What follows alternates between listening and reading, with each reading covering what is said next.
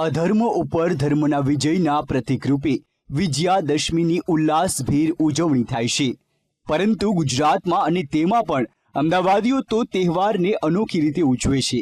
દશેરાના દિવસે ફાફડા જલેબી તો ખાવા જ પડે તે માનસિકતા સાથે વહેલી સવારથી જ વિવિધ ફરસાણની દુકાનો ઉપર લોકોની લાંબી કતારો જોવા મળી। જુઓ ફાફડા અને જલેબીની જયાફત માણવા આતુર એવા અમદાવાદીઓની લાંબી કતારો।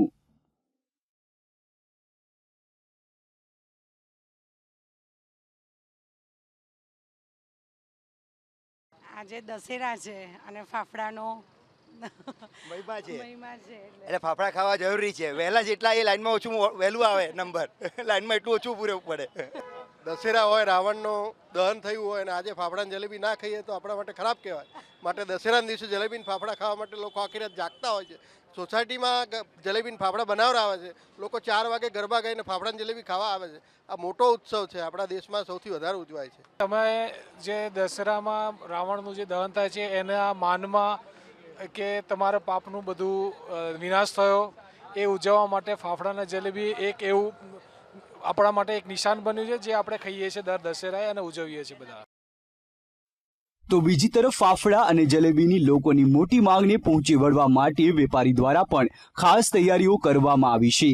સામાન્ય દિવસોમાં 1-2 કારીગરોથી કામ ચલાવતા વેપારીઓ દશેરાના દિવસની માંગને ધ્યાને રાખી ખાસ નિષ્ણાંત કારીગરોને વધુ મહેનતાણો આપીને બહારથી બોલાવે છે। સામાન્ય દિવસોમાં એક તાવડો હોય છે, ત્યારે દશેરાના દિવસે એક સાથે 10 જેટલા ગેસ પર ફાફડા બનાવવામાં આવે છે। તો જલેબી બનાવનારા નિષ્ણાંત કારીગરોને પણ આ જ રીતે બહારથી બોલાવવામાં આવે છે। જુઓ આ દ્રશ્યો।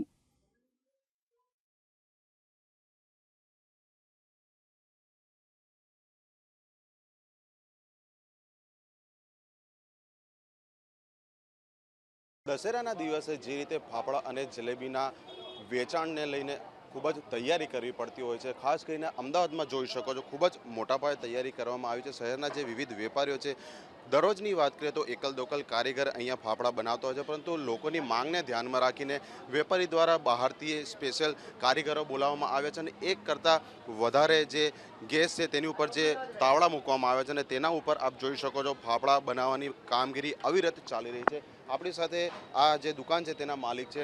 કાકા, પ્રથમ તો લોકોની માંગને પહોંચી વળવા માટે તમે શું ખાસ તૈયારી કરી છે? લોકોની માંગને પહોંચી વળવા માટે અમે લગભગ થોડી એડવાન્સ તૈયારી કરી છે, પણ આ વખતે વાતાવરણ ખરાબ હોવાથી અમે કોઈ એડવાન્સ તૈયારી કરી નથી। એની બદલીમાં અમે 10 તાવડા ફાફડાના અહીંયા લાઈવ મૂકેલા છે।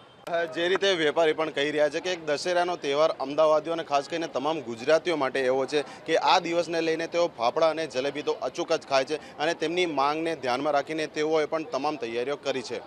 કેમેરામેન દશરથ ઠાકોર સાથે અર્પણ કાયદાવાલા, VTV ન્યૂઝ, અમદાવાદ।